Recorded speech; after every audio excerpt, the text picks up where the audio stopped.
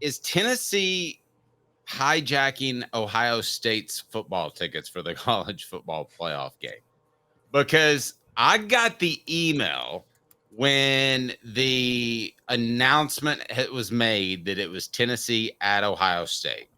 And they were very particular as to how you go about getting tickets. This is not like a bowl game, guys, where it's going to be 50-50 theoretically, or even 60-40 if a team like Tennessee did back in the day promises to buy more tickets. They go into this thing expecting to sell all the tickets, right, Caleb? Yes, they do. So it's not nearly as easy to get a ticket for this as it is the Tampa Bay Bowl game or the Citrus Bowl game or whatever the case may be bowl game. So as a matter of fact, it's much easier. I've known people that have gone up to the bowl game. They had the Chick-fil-A game at Mercedes Field. I've known people that have gone up to that bowl and paid face value for a ticket.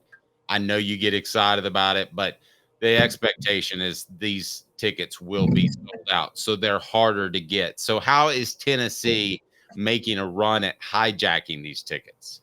All right, so this comes from Twitter, Vol Fan for Life 21. So, 2 nights ago, an Ohio State season ticket holder decided to give him, he reported, the season ticket holder season ticket code for the pre-sale. He had to prove he was an Ohio State fan, so he photoshopped an Ohio State jersey on himself, and it worked. And he basically scooped up a bunch of tickets and resold them specifically to Vol fans. So that's one way. But there have been more stories on how the resale market has basically led to Ohio State fans are basically apparently a certain portion went to season ticket holders more than usual, and many of them are selling them on the resale market, and Tennessee fans have been scooping them up.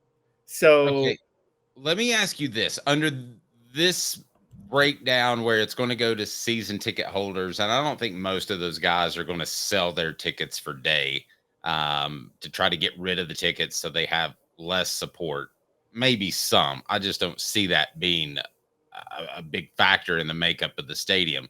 So I ask you this: best case scenario, Tennessee has an X% of fans in the stadium. Because we've never been here before. We've never seen a college football playoff game on a campus. We don't know what it's going to be like. And then you had the added layer of, I talked to somebody at Ohio State that covered them and said, "Oh yeah, they want Ohio State to lose to get rid of Ryan Day, no question. It's not for Urban Meyer, but that is what the fan base wants to happen." Yeah, I think best case scenario, I think they could get up to 40%. I want to be honest. I think Ohio State could get up to 40%, and it's twofold, Dave. Because here's the other issue. Ohio State fans, many of them reportedly aren't just getting rid of their tickets because they want Ryan Day fired. If they do care about the program and you only have one option, this or the Rose Bowl, many of them are choosing to buy Rose Bowl tickets instead. And just assuming that that they're going to win this game and go to the Rose Bowl and face Oregon. You know all too well about teams fan base maybe buying tickets to a Rose Bowl game that they think they have locked down a little bit prematurely. Yes. And I think too that if I'm planning, okay, you have to at some point fit a budget, right? I mean, you can't just say there's this endless football budget. If I'm planning, if I can just take one trip, I'm not gambling on the Rose Bowl because I might never get another opportunity to see a game in Columbus again. Does that make sense? Yeah, but Dave, I'm just telling you, I'm just trying to look at this the way people are planning. I would more likely go all into this. I've seen a game at the Rose Bowl. If you're one of those fans that travel, you've seen that. You see what I'm saying? If you have to pick, if Santa only has one trip under the tree, are you going to load up and take this one when it could cost you more money, or are you going to see what happens and take the Rose Bowl trip? Well, Santa Claus is a gambler, so he's going to the Rose Bowl. Yeah, Santa Claus. I'm surprised Santa even gets his gifts out on time, because if I were Santa, I'd be going to Vegas just the whole night and just be hanging out there. But Dave, come on, man, got to gamble, got to take a risk, go for the Rose Bowl. Well, the thing about it too is Vegas is only 2 hours from LA, so you've got that out there too. And you got to think your Rose Bowl tickets are not going to lose value. So if you wanted to go ahead and buy them now and see if the flight works out, you could. The show represented by Banks and Jones, Tennessee's trial attorney, banksandjones.com. Why Banks and Jones? Well, it's because they're Tennessee's trial attorney. You can play to win with Banks and Jones because they'll go to trial. You've heard of other lawyers. They say they'll go to trial and fight for you. They won't. They just want to settle. That's the easiest way out. Well, that's not Banks and Jones, led by T. Scott Jones. They won't settle. They'll go to trial for you. Tennessee's trial attorney. They play to win. Truly, Tennessee's trial attorney when it comes to criminal defense or personal injury. Why settle? It's Banks and Jones. T. Scott Jones. Banks. Today's tough question was originally this, and why the Vols or how the Vols are hijacking Ohio State tickets, and that's a very real thing. The other thing I wanted to work in, it seems like an awful lot of national media are picking Tennessee. Am I wrong there? Doesn't it seem like Tennessee's kind of the in vogue pick, which I don't think you want to be. I think you want to be the team that nobody really talks about, that, yeah, they're just going to go to Columbus and get beat. I think that's what you want. But I think Tennessee's the in vogue road team to talk about for good reason. Well, yes, Tennessee seems to have the wind at their back for this game. Cole Kublik, who has been on our nice line, by the way. What did Cole say, by the way? I know he likes the Vols big. Oh, yes. He said that Tennessee, Ohio State, he said, this is the easiest one for me in all these matchups. I'll take Tennessee because that defensive line is going to dominate. Ohio State is down to left tackle. You're down Seth McLaughlin at center. Just in the last couple of weeks, I don't care about whether Tennessee's defensive front wins this game. Nico's not going to have to do any heavy lifting, is what he said. Now, the reason that stands out is, Dave, you know it. I know it. Nobody pays attention. You talk about it all the time, how the war daddies, the big nasties, are what win games in the college football playoff. Is there anybody in college football that pays more attention to that and that alone than Cole Kublik among analysts? No. I think he's excellent. I think he does as good of a work as any analyst in college football, or actually, I'll take it a step further, as any analyst out there, period. Yeah, he's the only true analyst that all he does is watch the war daddies up front. That's all he analyzes pretty much. And he's saying straight up, guys, Tennessee's going to win the line of scrimmage. He is insisting that Tennessee's going to win the line of scrimmage. And if Tennessee can win the line of scrimmage, look, we just saw it. Michigan, whatever else you think about Michigan, David, they're not good this year, but I think we both agree Michigan is still very good on the line of scrimmage, right? Yes. Look at what they did to Ohio State as a team that's very good on the line of scrimmage. They went to the horseshoe and won.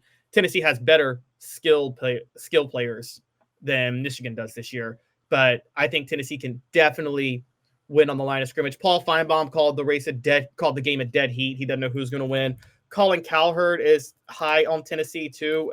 He recently said, I'm going to pull up that comment of what he said in 1 second. But while you're doing that, let me remind everyone, you can go to the Hemp House, the premier hemp dispensary online with a wide variety, great selection and strict standards. Hemp House Chat with 2Ts.com. Hemp House Chat with 2Ts.com. Use the promo code HOOKED. That's HOOKED for 10% off. Yes, Caleb? Okay, so here's his exact quote. And Colin Cowherd finally said something, and I'm glad he said it. He said, Ohio State's at home as a favorite, but they're wobbling. Their O-line is a bit of a mess, and Tennessee's defensive front is stout. Ohio State, to me, is going to be lousy. It's going to be lousy weather. That hurts their great receiving core. It's going to be 38 degrees, cold and wet. That's a bad matchup for the Buckeyes. You've seen a lot of Ohio State. I don't like that game for Ohio State.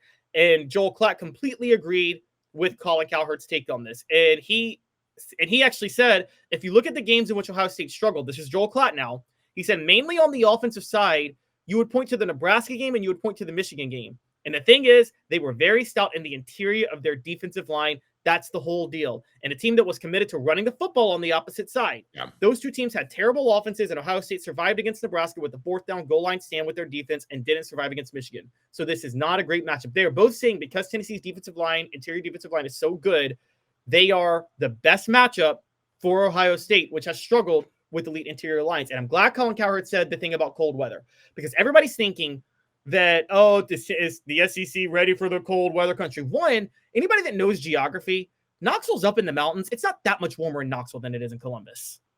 I mean, let's be honest.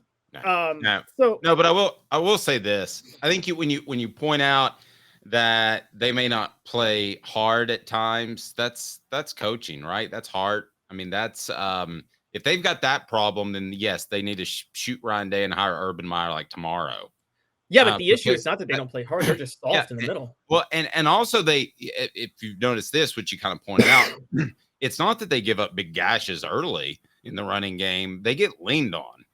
And I mentioned the whole Philip Fulmer, keep pounding on the rock and it'll eventually break. That was his old saying. And most of the time, if you're better, they will. So in some cases, you don't even have to be better. And I think there have been times this year that Ohio State has gotten leaned on. I've gone back and watched a ton more of their games than last time I talked to you. Hound Dogs of Knoxville champions look good in orange. Great in orange. hdknoxville.com. hdknoxville.com. And then I want to change gears here, if I may, Caleb. Anything else that you wanted to add on this? Because I heard something today that was so what the H that it wasn't what the H. If that yes, the only thing I wanted to add is I think people bring up Ohio State's defense and their rush yards per carry allowed, but you're right. It's about sticking with it and wearing them down. The strategy is, who remembers the early 2000s Steve McNair Titans with a former Ohio State running back in Eddie George. Eddie George never averaged more than 3.5 yards a carry. The thing was, it got very, very difficult to tackle him in the fourth quarter when he kept pounding the rock. Amen. Amen. And there have been a lot of running backs that have made a career on that. Don't doubt that for a second.